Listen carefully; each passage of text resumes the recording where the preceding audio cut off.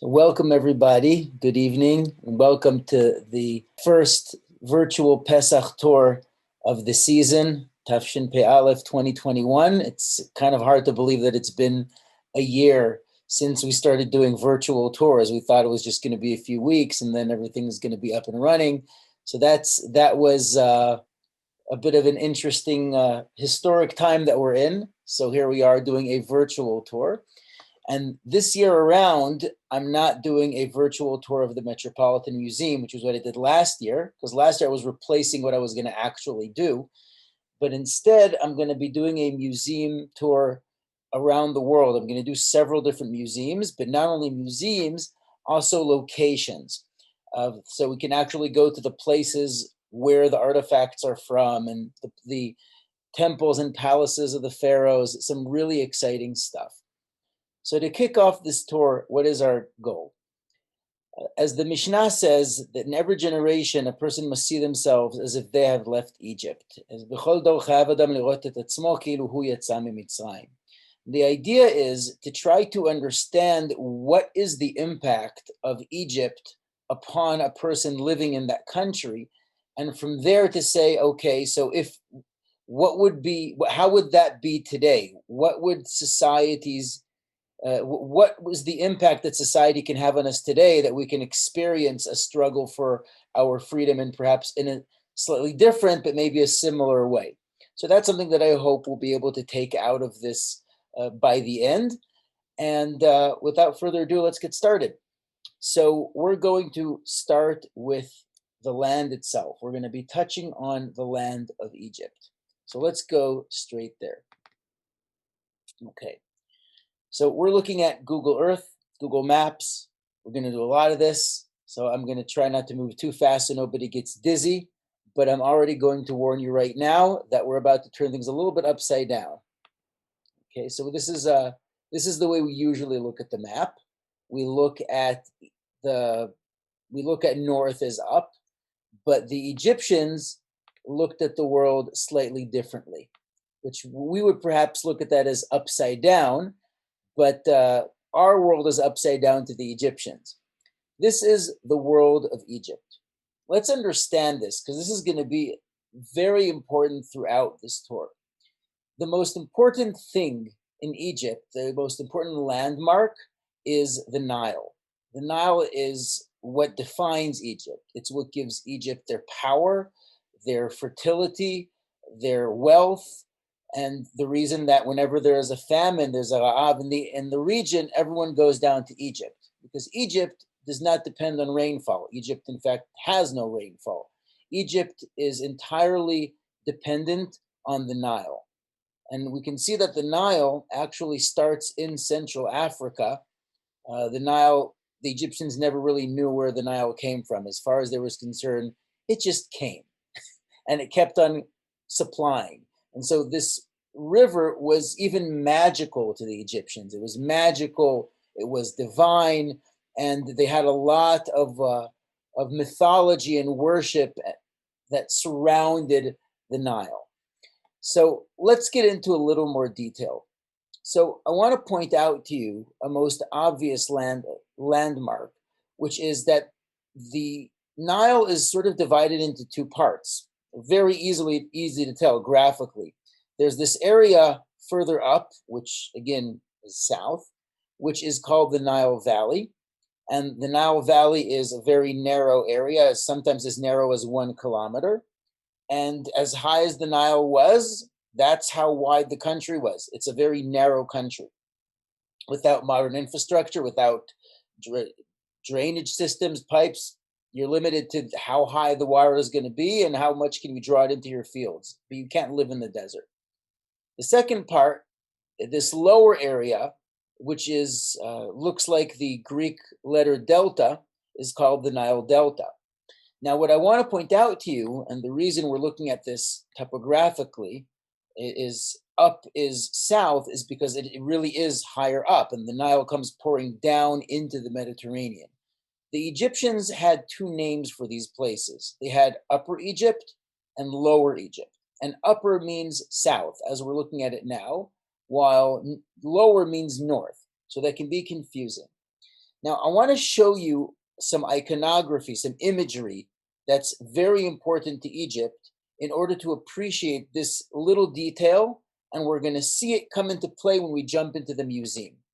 So I put a map here. I'm sharing a slideshow with you, a little kind of cute little painting I made once of Pharaoh's dream with the Fantasia like seven branches of grain trying to eat the other ones, whatever. You get the idea. It's 2 a.m. I'm forgetting my words. But now here's the fun thing. We turn the world upside down and we look at it the way Egyptians look at it. Now, the Egyptian history, according to the Egyptians, is defined by these dynasties, these families. And these dynasties start at a very important point. They start at the first pharaoh.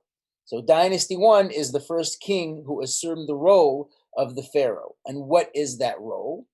The uniter of Upper and Lower Egypt. And so, the king of Upper Egypt had a particular kind of conical hat, which looks like this. It's called the white crown, very descriptive. And then there is the red crown, which I bet you couldn't guess why it's called that. And that's the crown of Lower Egypt. When the first pharaoh was able to unite these two distinct separate countries into one entity, controlling the entire Nile, they formed the double crown, the crown of Upper and Lower Egypt. And that crown is worn by the pharaohs when they're in different statuses or ceremonies or centers of government. In other words, from the first king who united both of them, the two kingdoms still have their unique crowns, but they all belong to the land of the Nile. It's all united under one pharaoh, and that pharaoh may be sitting in an administrative center in Upper Egypt, so he'll wear the upper crown or the lower. Sometimes there's different crowns for different places. But the idea of pharaoh as uniter of upper and lower is very important, and we're going to see that it also reflects itself in their mythology, which we'll get to a little bit later. Okay, back to the map. So this was Egypt. Now let's jump into one of my favorite museums outside of the United States. This is the British Museum. And we're going to see several places in the British Museum. But first, I want to show you how those symbols of power come to play. So something to pay attention to.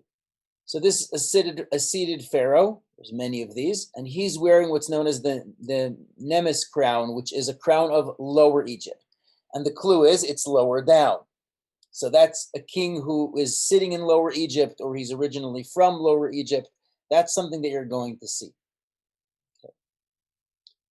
Now, this is a list of kings of Egypt. It's really nice that the British Museum has these little dots. You can click on them. It tells you about different things. But I want you to look up close. I mentioned that Egypt's history has to do with dynasties.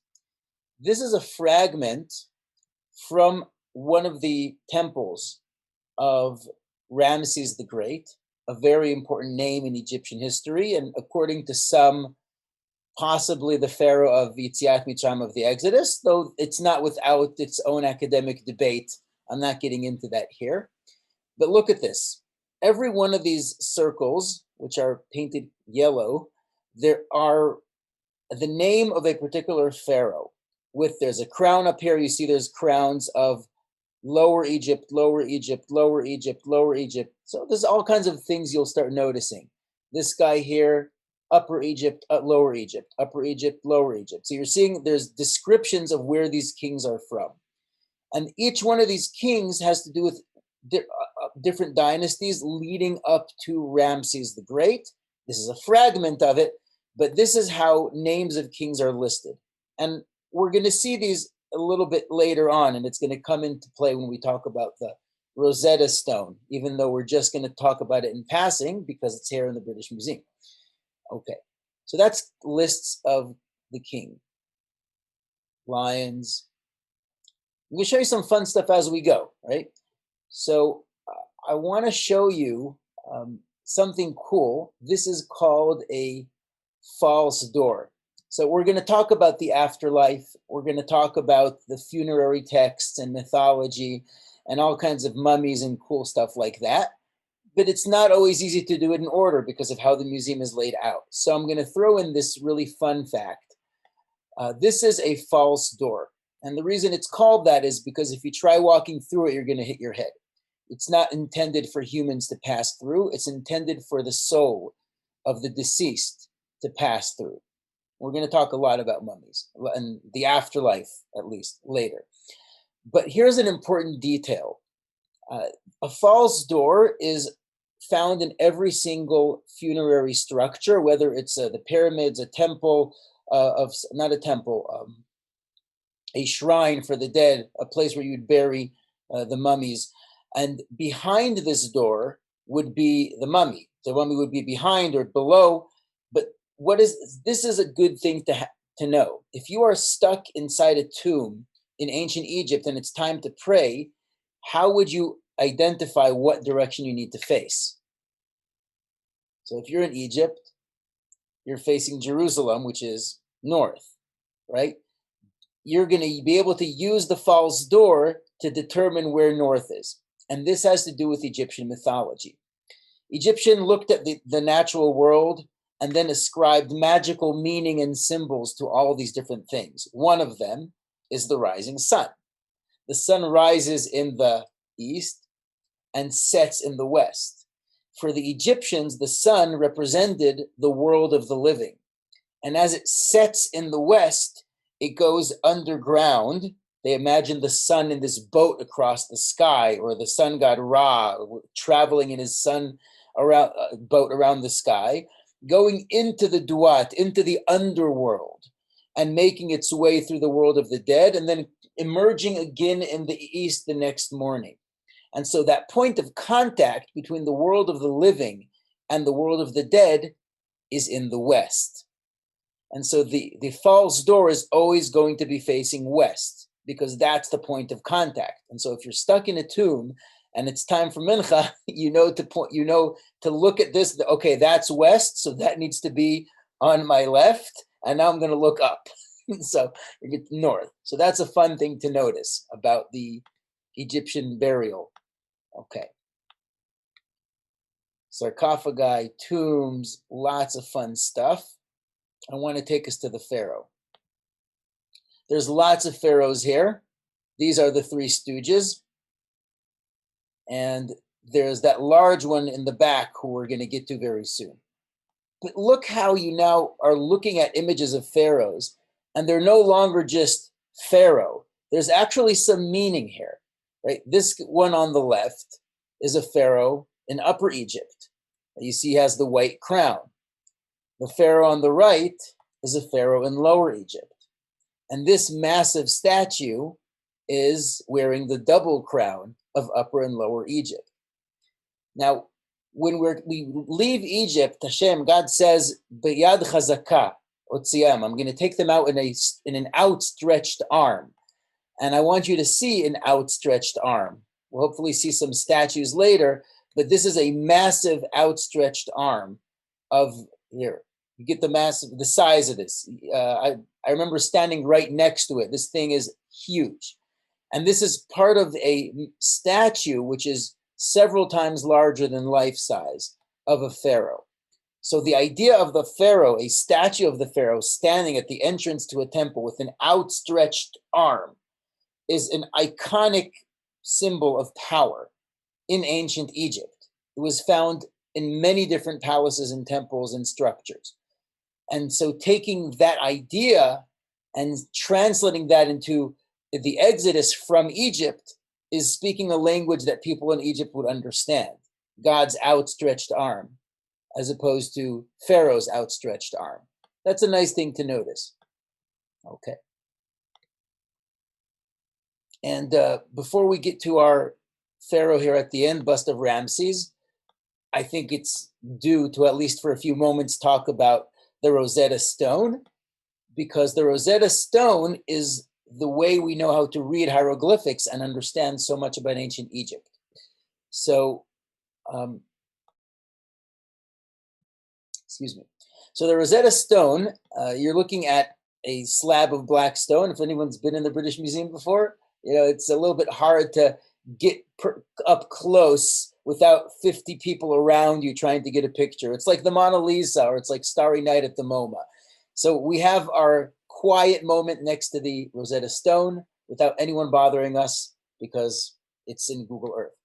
Now, the Rosetta Stone, if you look carefully, we all know the basic idea, right? There's 3 different scripts here. The top is ancient Greek, and below it is ancient Greek, and the top 2 scripts are 2 different Egyptian scripts. There's Demotic, it's like a handwritten one, and then there's the hieroglyphics, the more elaborate ones.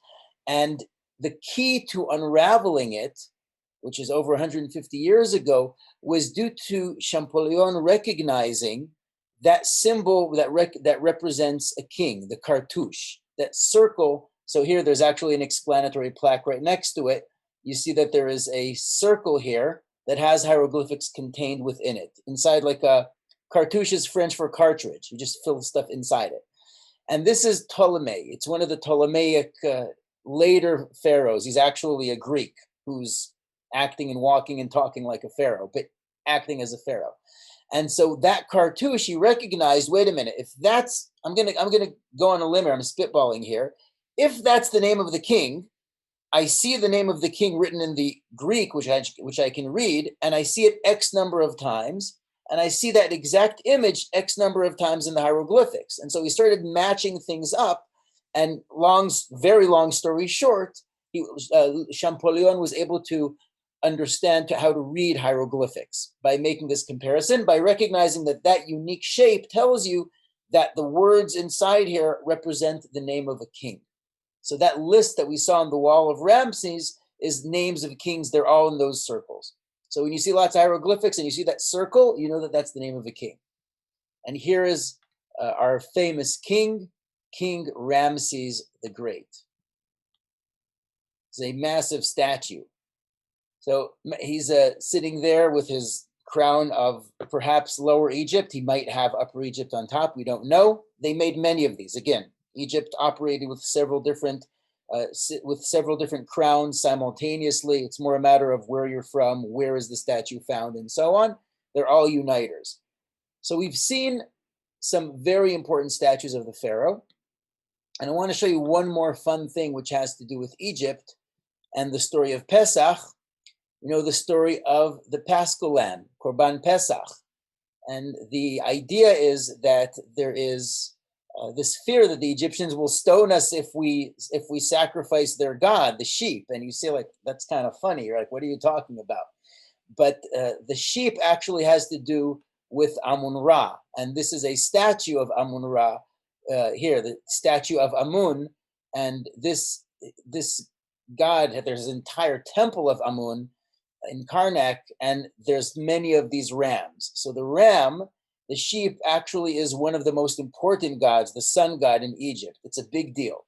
So here's just one example of many. If you go to the actual palace, you see of the temple of Amun, you see much larger rams lining up the entrance to the temple.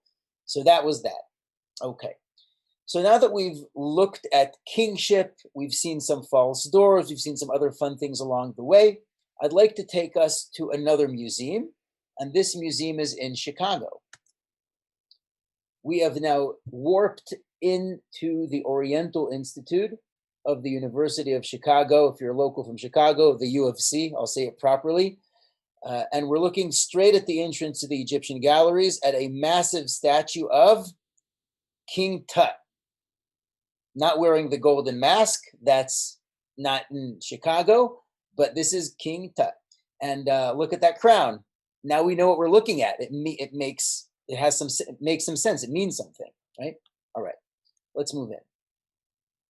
What I'm going to focus on here has to do a little bit more with mummies and with funerary art. Okay, so we're looking at some covers for mummies. Below here is a little bit of a burial and things that they buried, and people were actually buried in Egypt. It's only the wealthy who were able to afford being mummified. So we're going to see a lot of mummies. So no worries if you missed a few details here or there. But what I want to show you is a very special Egyptian production which is called miniature models. These are miniature models of daily life activities in ancient Egypt. So we're going to take a look at some closer ones. I'm going to show you some slides from the Met, which are a lot brighter so you can see them, but I want you to see this here. We are looking at wooden painted figures. Some of them are 4,000 years old and they're still intact. Some of them are wearing fabric on them. There's strings in there, there's hairs, all kinds of funky stuff. And it lasted. And it lasted due to the very unique conditions in which they were found. They were found inside tombs in the arid heat of Egypt. In other words, it's in a particular condition underground. There's no moisture. It doesn't mold. It doesn't get ruined. It's dry, which is very unique. Think of, for example, the Dead Sea Scrolls, Qumran caves, right? Things survive in the dryness of the desert as opposed to humidity, which would destroy these very, very delicate materials. This is wood and paint.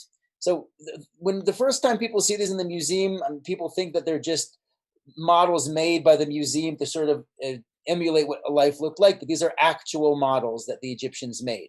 So here's a bunch of people making bread. And I'm going to show this to you in another image very soon so you can see what they're doing.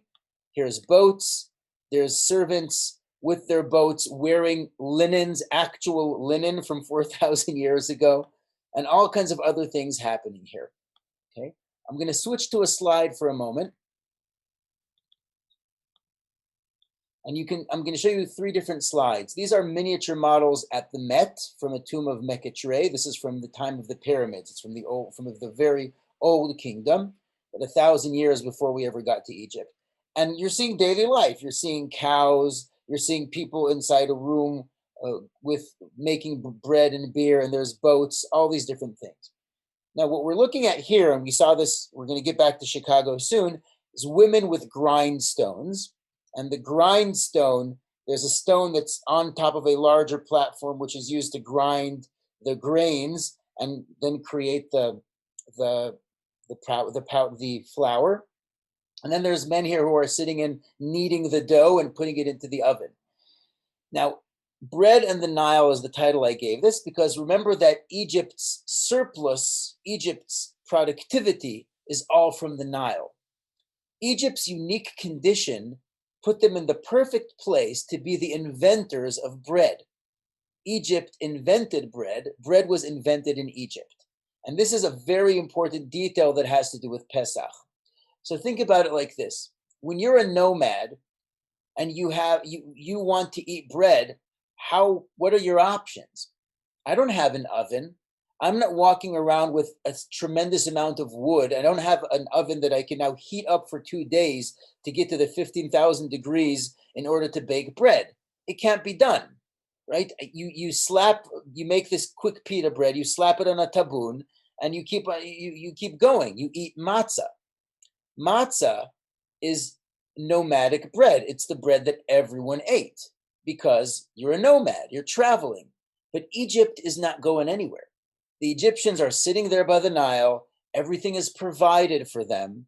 And all you have to do is to put in the work to make sure that you make these canals into your field, but the water is there the whole time. And so Egypt is sitting there. And when you're sitting, you can experiment with things. You can watch the dough rise and not worry about, oh, but we need to travel, we need to go. So this is really neat. There's actually a book called 6,000 Years of Bread. And the first chapter has to do with Egypt and the invention of bread. And the second chapter has to do with the Jewish calendar all around matzah and bread. And this is written by a baker in the US Army in World War II. It's a great book by H.E. Jacobs, the 6,000 Years of Bread. It's holy and unholy history. So I want to just point out a couple of details about this before we go back into the museum. So here's Egyptians making bread, making beer. The 2 things we need to make sure to get rid of on Pesach, chametz and se'o, right? So in a nutshell, I just want to talk about how that's related to Egypt and Pesach. It's because bread is basically Egypt food. And if we want to leave Egypt, conceptually, we need to get ourselves in the mindset of being on the move, of traveling, of not being locked down to this society. And the way to do that is to go back to our forefathers' mode of eating matzah, which means of being on the move, of being nomadic and not being locked down to a place. So that's part of the idea behind chametz and matzah. And that really helps us when we go back to the museum, we realize Egypt is the inventors of bread. It's not for nothing they're called the breadbasket of the ancient Near East, right? Because they produce bread, but it's also part of their mentality of sitting there and letting things rise and not needing to move. If you've ever been to a matzah bakery, it's like it's move, move, move, move. You have less than 18 minutes and you can't rest. And that's kind of like freedom. It's movement as opposed to things, just sitting there and waiting for things to happen. Okay. So just more miniature models. These ones are made of clay, all sorts of things that are going on here. Daily life. This is somebody shechting, he's slaughtering a cow. There's kids wrestling and playing right here. There's two kids wrestling, and there's all kinds of other things. The Egyptians would decorate their tombs, with miniature models of what they would do in daily life, right? And the reason for that is that the Egyptians were obsessed with the afterlife, and what they wanted to achieve in the afterlife is to continuously be doing what you did when you're alive. And so if when you're alive, you had an estate with cows and you had boats going down the Nile and you had a granary, then they make miniature models of those so that you can keep on doing the same thing in death. So it was really obsessed with the afterlife, but in the sense of letting the afterlife continue doing what you did when you were alive. And so that's why we have these incredible treasures from the afterlife from Egypt, because they just buried all these things with their dead, all these different things. One last thing I'm going to show you, and then we're going to go back to London just for fun, but it's important. This is a measurement. This is a time measurement device. They would fill this bowl up with water, and you see that there's holes in it. The holes would drip out at a very exact rate, and that's how you would have the passage of time. So the passage of time is something we don't think about because we're using a clock, but you have to have different measures. You can't always use the sun clock because it's not always daylight, right? And this is a tool for astronomical measurements that's also found in Egypt. They were very known for their astronomy. Lots to talk about. We don't have that much time. Okay, so let's go back to the British Museum, but this time we're on the third story, not on the ground floor. We're upstairs. Okay, so lots of mummies and the afterlife. This is exciting. Let's just look around a little bit. Mummification. Yeah, there's a whole description here of how they mummified the body. There's a whole ceremony. There's the priests were involved in it. Really cool.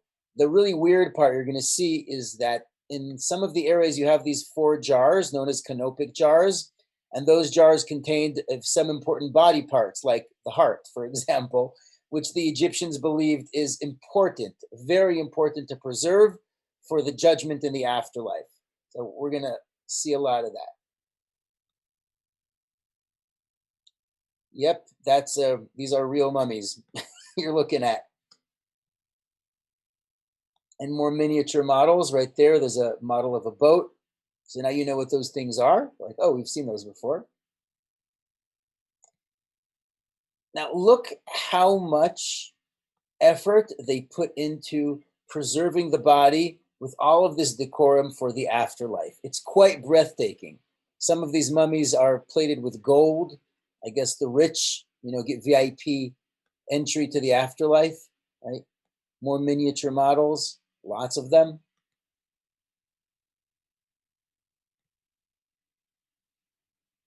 Really cool. And here we are. So now I want to talk about funerary texts. And here's where I'm going to get into the 10 makot. Just trying to get a good view. Look at all this jewelry that they buried with them, amulets that has to do with the funerary texts. It's going to be important. So all of these funerary amulets were actually wrapped into the linens around the mummy, around the body, in order to protect it from different things. So this eye is the eye of Horus, which is intended to have some sort of protection. There's these beetles. The scarab, the dung beetle, had a very important status in Egyptian belief. It represented, pushes a dung ball around and its hind feet. So it's like it pushes the sun disk around the sky. The great dung. There's some really weird stuff. It's a lot of fun. But they also wrote charms on it, and that was wrapped around the heart to protect it. So it's called the heart scarab. Okay. Now these texts. These texts are really, really fascinating. So what happens in the afterlife? I don't know how the Egyptians figured this out, but apparently there's this judgment with all of these different gods and goddesses of Egypt, where you need to stand before them and testify that you've done no evil and you've stolen nothing and you've done everything properly, and of course you paid your taxes. And finally there's a judgment, which is called the judgment of the heart. Now there is so much to do in the afterlife that in order to know what to do, the Egyptians wrote a manual, a Mesilat Yesharim, if you will, a guide for the path for the just, but for the afterlife, telling you what you need to do and in what sequence and in what order. You're going to meet these gods and these demons, and you have to, of course, recognize everybody's name, or else they'll get offended, and that you're not going to want to do that, right? And finally, we get to this judgment, this image here, which is called the judgment of Osiris, or the ceremony called the weighing of the heart.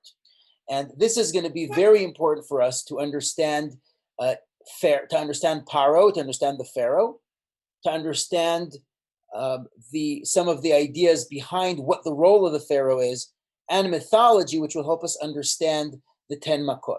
So I'm going to give a bit of an introduction here. So this is an image that we're just looking at. This is the judgment of Osiris. I'm going to introduce some of these gods and goddesses because they're actually important for us. And we'll talk about the weighing of the heart. Okay. So first of all, this is an image. You see that there's a scale here that's being weighed by the jackal god Anubis. And on the right-hand side is a pharaoh with a crown, presumably of Upper Egypt, but it's actually when it comes to mythology, it's a little bit different. And this is the god of the underworld, Osiris. And this is the judgment of Osiris. And on the left is the image of the person who, in this case, is being judged. Okay? So I want to introduce a few of these mythological characters because they're actually important to our story. And we're going to get to it a little bit later as well. So first of all, the judgment of Osiris. The more astute of you might notice that his skin is green. And if you've seen Beetlejuice, you know that that's because he's dead. Right? This is the god of the underworld. But his story is actually important for understanding the pharaoh. So the story in a nutshell goes like this. You have the sun god Ra, or Re, who was the first Egyptian god to become a pharaoh on this earth. That's their mythological story, right? And he had a bunch of kids who fought between them over who shall be the next ruler of the throne. Classical, right? And two of his children, in Egyptian mythology, it's not so unusual that siblings married. Isis and Osiris got married, and they had a child whose name is Horus. We're going to talk about Horus later. It's the guy next to him. Now, Osiris was murdered by his own brother Set, and Set killed Osiris and also attempted to kill Horus, their son. And Horus is able to somehow, magically survive in the underworld, and he's trained by his father, and then he goes back and he fights his uncle Set, and then he ends up controlling the world of the living. But Osiris is the god of the world of the dead.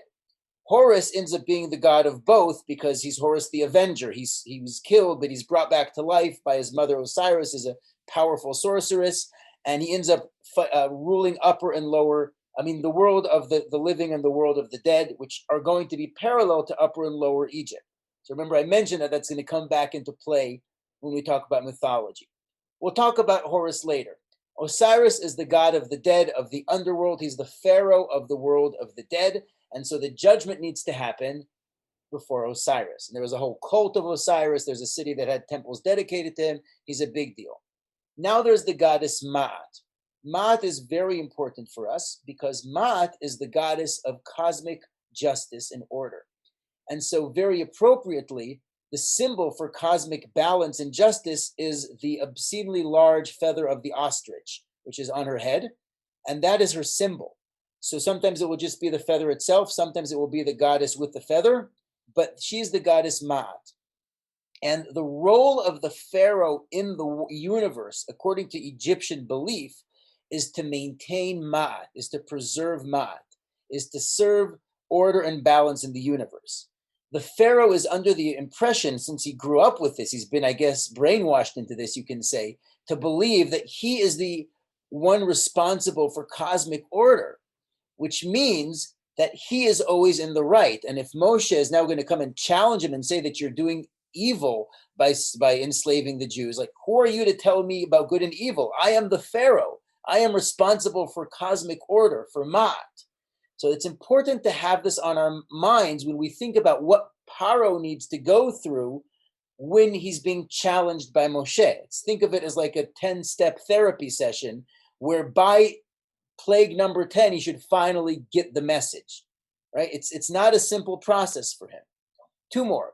Anubis is a jackal. He's the god of he's the god responsible for that transition from life to death. Jackals are wild dogs, which were commonly found around cemeteries, and so dogs are very reminiscent of death, right? And finally, we have this monster called Amot, who we're going to see in just a moment. But I want you to notice that he's a mixture of three different animals. The biggest killers of humans in Egypt. We have the crocodile, the lion, and the hippopotamus. Three very lethal animals, very dangerous animals in Egypt, and they eat humans. Now let's put this, or kill humans. Let's put this all together. The judgment of Osiris, the weighing of the heart. This is just a fun picture I found on the internet of Anubis weighing a heart against the feather of Ma'at. And I just wanted to throw in here that in Makat Bechorot, in the plague of the dead of the death of the firstborn, we have a very interesting passage which says that L'chol bnei Yisrael lo yicheratz kelev leshono, not a dog shall snarl at any of the Israelites, at man or beast, me'ish v'adam v'ad behema, leman tid'u ki Hashem ha'mafleh ben Mitzrayim uven Yisrael. In order that we know that God is the one who distinguishes between Egypt and between Israel. That sounds like a very strange thing to say. It's kind of a non sequitur. What does that have to do with anything? But according to Egyptian mythology, the dog, the jackal, is the symbol of death. And that is why the jackal god Anubis is responsible for this balancing of weighing of the heart of the deceased against the feather of Ma'at to see, are you just? Are you in line with cosmic order and justice, right? So you can make it through to the next world, to the underworld, that is.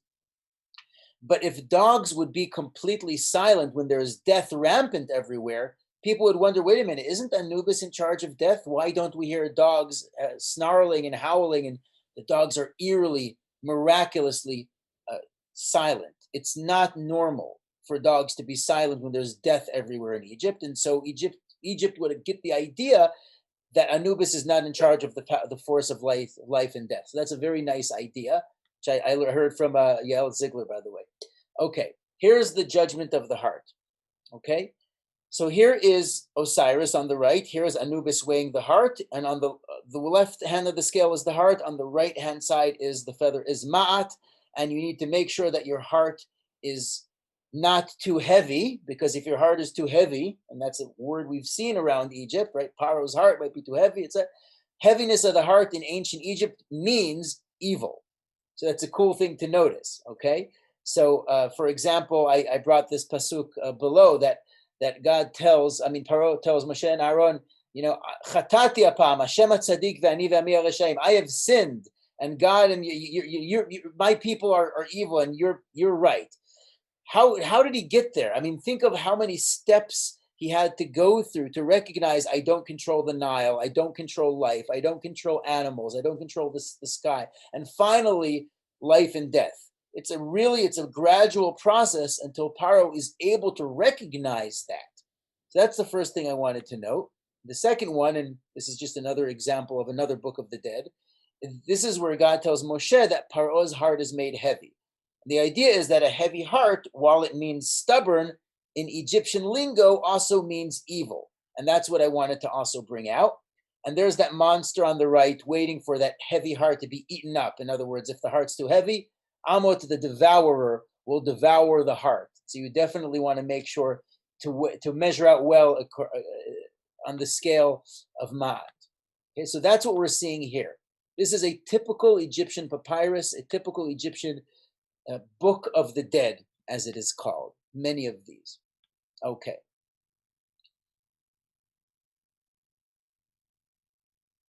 I want to show you a little bit more about the afterlife because it's really, really neat. One more room, and then we'll move on. So this entire room is from one burial chamber of one person. It's showing you this person here sitting on his chair. It's not a throne. He's just someone from the upper class. But look, he has his entire estate. He has these slaves bowing down to him, and he has all these fowls, all this cattle, and all of these paintings are there to magically enable him to keep on enjoying his great life that he had while he's dead. So it's basically more of the same, nothing new, but it will magically continue to happen because we have these magically imbued paintings and statues and charms and all that stuff. So all of these things, the belongings of the dead, they're all buried with them so that he can keep on using them. And that's why he was actually preserved. The mummy was preserved to enable the body to house the soul, so the soul can keep on coming into this world and enjoying the life that it already had. So that's the idea. Now I want to take you to the next step, the next place, and this is a temple of Abu Simbel. This is going to be a temple that's a very important temple later on, and it has to do with the Temple of Dendur, which is in the Metropolitan Museum of Art. It's the same story. So I'm going to tell you this story. This is the story. In the 1960s, the Egyptian government, Nasser, built a dam. You can see that there's a place that says Aswan, and you see that the Nile is very, very narrow. We're at the very bottom of Egypt, or you can say Upper Egypt. We are close to Sudan. We're already on the border with Sudan. So here's Aswan, and upward of the dam is Lake Nasser, and you see that the Nile is expanded tremendously because it's being held by the dam. Now, this dam is, of course, there to maximize the usage of the Nile, so it actually makes agriculture a little bit better, but it is having a negative impact on the wildlife and even on the silt and the sediments that are laid in the bank of the river, and that even impact the shores of the Israeli coastline because we're not getting those mineral deposits every year, but the water is much more efficient in terms of production. So that's a give or take. That's just unfortunately how dams work. They can damage the natural life. But anyway, all this area here was full with other monuments, and some of these monuments were damaged because of the flooding of this area. The waterbed really rose because of the Aswan Dam. And one of those monuments is the Temple of Dendur, which was brought into New York as it was given as a gift to America for being involved in this UNESCO project of saving these monuments. And here is another one. Wait a minute. One of these monuments, it's called the Temple of Abu Simbel. Here we go. I want to take you straight in there.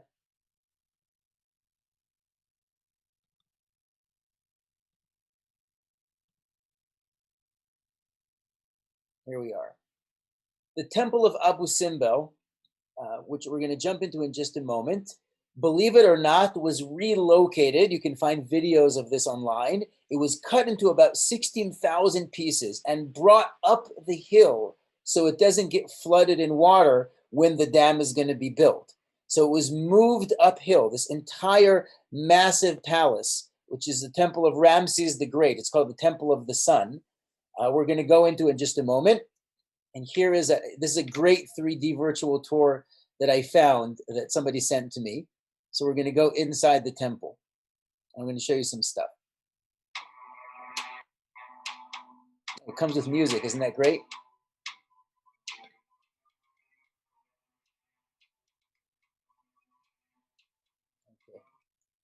Music would just be a little bit distracting. On. Okay. This shows you all of the areas that you can actually visit. But I'd like to take you outside first of all. Okay. So the first thing you notice is just the size of the statue. It's tremendously, it's huge, right? And we're going to walk in just a moment, but I want you to notice this is statues of Pharaoh, Ramses the Great, one of the greatest pharaohs in Egyptian history, ruled for 67 years, yada, yada. And you see that he's wearing the double crown of Upper and Lower Egypt. And this was found in Aswan. This was found in basically in Nubia, in the neighboring country. This shows you how powerful Ramses was by establishing a temple for himself on the border of their enemy country. He was able to have that much control. There is family members that are drawn a lot in a much smaller scale. But let's move up close and see what's underneath Pharaoh's feet. Now look to your right and to your left. I'm going to just look up close. And here are servants, or rather slaves, underneath the feet of the Pharaoh. And these slaves, each one of them represents a different country. There's a Babylonian, there's a Lydian, there's a Nubian. They dress differently. And their hands are bound behind their back, and they are tied around their neck. If ever you wanted to show how you dominate and everyone is under your feet, this tells you that story. The Pharaoh is large and mighty, and everyone else is beneath him. And this is the idea of the power of the Pharaoh, to show how everyone is beneath him. Let's see what's actually inside this temple. Again, this temple was relocated, but it was facing the sun in the exact same way. And that's going to be important. Okay. Look at this. We'll get our music back on.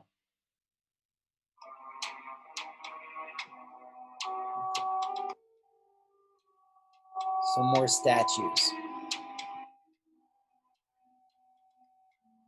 Okay. I'm pausing the music for a moment. This image here is a very, very famous wall painting. I hope you're able to see it somewhat. You see Pharaoh sitting there on his throne. He's wearing the blue crown, which is a battle crown. This is a picture of one of the most famous battles of the ancient world. It's called the Battle of Kadesh. The Battle of Kadesh, which is north of Israel, is a battle that Ramses the Great waged against the Hittites, the Hittim, the Hittite Empire. And I'm going to mention it just in terms of the Pesach story of our relevance. There are some who suggest that Ramses the Great is the Pharaoh of the Exodus. And for example, Dr. Joshua Berman wrote a book called Ani Maamin recently, which I think has to do with archaeology and the 13 Principles of Faith. I don't remember the exact title, but it's a great book. And he goes into some length in drawing comparisons between the Mishkan, the tabernacle, and the traveling temple of Ramses in the Battle of Kadesh. It's really cool. It's a famous discussion. Again, some people place the Exodus 200 years earlier, but it's fun to note that this is where it's from. It's from this picture here in the temple of Abu Simbel. And one more thing I want to show you here. On the background music while we move.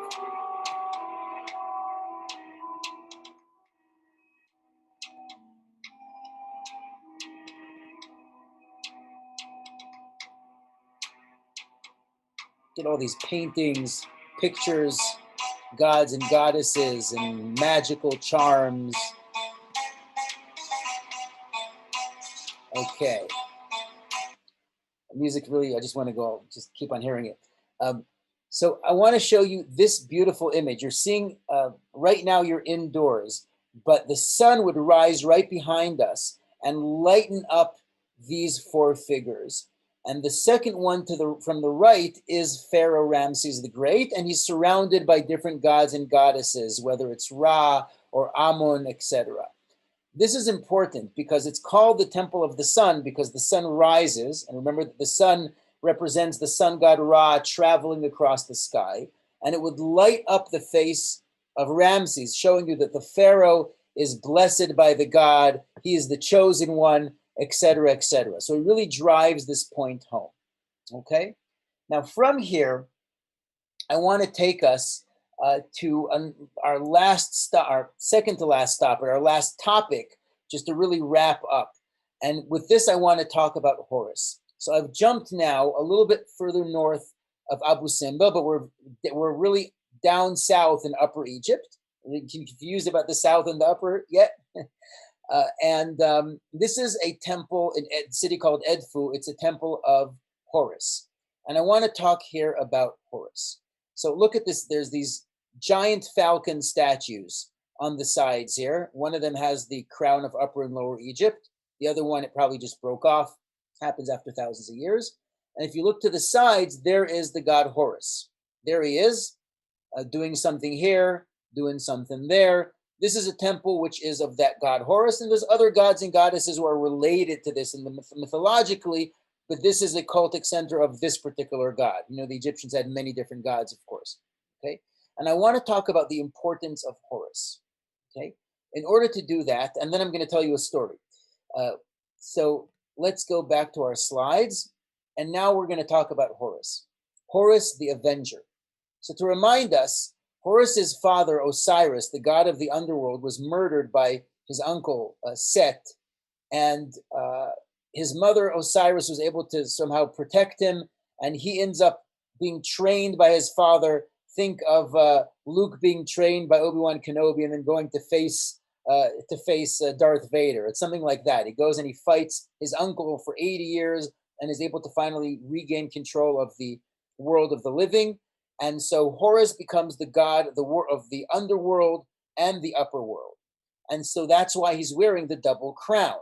Because in Egyptian mythology, the idea of Horus as the uniter of both worlds is the idea of Pharaoh, the uniter of Upper and Lower Egypt. And so you have this connection between Egyptian geography to Egyptian mythology and to the idea of what a pharaoh is. What is the role of the pharaoh?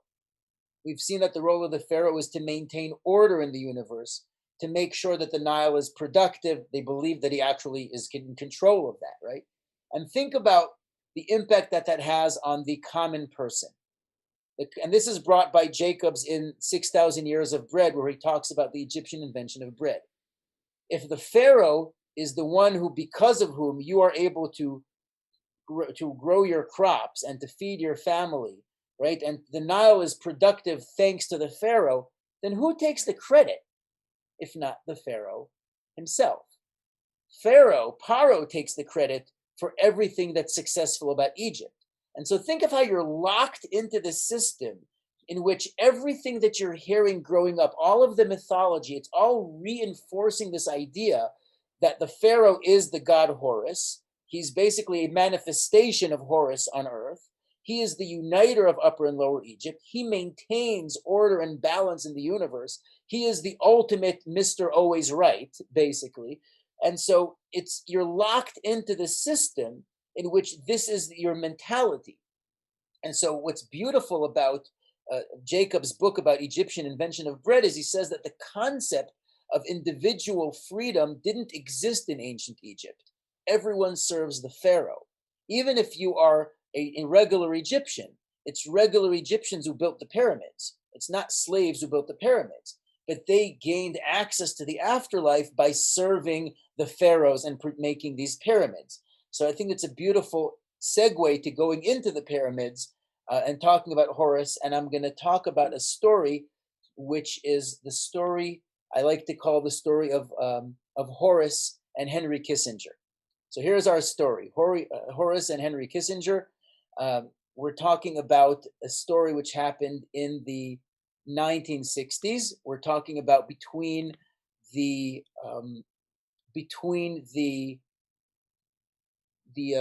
War of Independence and the Six-Day War. So Jerusalem is currently off bounds, and Henry Kissinger, he's Jewish, sends his son to Israel. Not exactly a birthright trip, but he sends him to Israel because he feels that his son needs a little bit more of a push for his Jewish identity. sends him to Egypt, to Israel, and he meets the Hebrew University archaeologist Meir Bendov, who excavated Masada, but he also excavated a lot of the Herodian stuff. He excavated the broad wall in the old city where you look down. There's a Chizkiyahu wall. My parents' house is built on that wall, so a bit of a personal connection.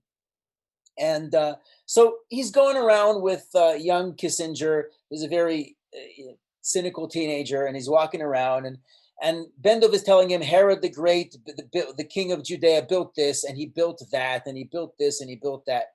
And young Kissinger asks him, so what is the difference between, the pharaohs and the king of the Jews? Like, who cares? It's all the same, right? And Meir Bendov gave him a brilliant answer. And don't stop me on the details of Herod wasn't really technically Jewish. I don't think it matters for this point. He says the difference between Herod the Great and the pharaohs is that the pharaohs used the resources of the entire country to build a pyramid, a burial chamber, to serve them in the afterlife. It's just for one person. But the king of the Jews used everything that he had to make a beautiful temple so that everyone can come and worship God in Jerusalem, right? He made it for the people. And that led to a phone call several hours later that Meir Bendov got from Henry Kissinger saying, thanks for what you told my son. I think he's going to stay interested in Judaism for another 5 years. So that's the true story as it's told. But the idea here is that the pyramids, we're looking right now at the Great Pyramids of Giza, we're looking at the Sphinx. These pyramids were built to serve one person in the afterlife, and it used the entire resources of the country for that. It's all about Pharaoh. Pharaoh is literally and metaphorically at the top of the pyramid. And these pyramids were probably, some suggest they were even painted with gold or something like that, so that they shine, the top of it would shine when the sun would rise. So you get the idea that the Pharaoh is the son of Ra. He's the son of Ra. He's Horus. He's the rays of the sun, all of that good stuff. And what we're seeing here is that the society of Egypt is so entrenched in this idea of this order and balance of the unified country of Upper and Lower Egypt through Pharaoh, who maintains balance, that you're locked into a society that doesn't let you think for yourself, that doesn't let you be free. You're locked into the system. And so the idea that we'd like to take from here is that sometimes, we're in a world where we look around, and sometimes just the way society makes us think, that's what makes us have less possibility. That's what locks us in for whatever reason. To be free, you need to be able to step out of that, out of the way we are told to think just by what we see around us. And so we even changed the way we eat on Pesach. Don't eat Egypt food, because Egypt food is connected to slavery. It's bread, it's leaven, it rises. I want you to be on the move. You need to go out there, try things. Don't sit here. Don't take things for granted. Move. So all these things we've put together, we've seen how the environment of Egypt is really an environment which helps create a slave mentality. And to be free, we need to sort of move away from that and to challenge that. That's to wrap it up. I want to say, of course, thank you very much for watching. Thank you very much for being on yet another tour. I want to invite you to tell people there's going to be another tour next week. It's an Israel time. I have a Hebrew one and English one, but there's more tours coming up. There's podcasts about the Book of the Dead on my podcast, the Artifact Podcast. You can find about that on my website. There's a lot of fun stuff going on. So I hope you come back for more. I'm going to keep on announcing new tours after Pesach. I don't want to overwhelm. So, after Pesach, we'll announce the new tours. But there's lots of good stuff coming up. So thanks so much for joining. An early happy Pesach, I will say. And now I will take questions or comments or anything at all. You can unmute yourselves. I'm just going to stop the recording.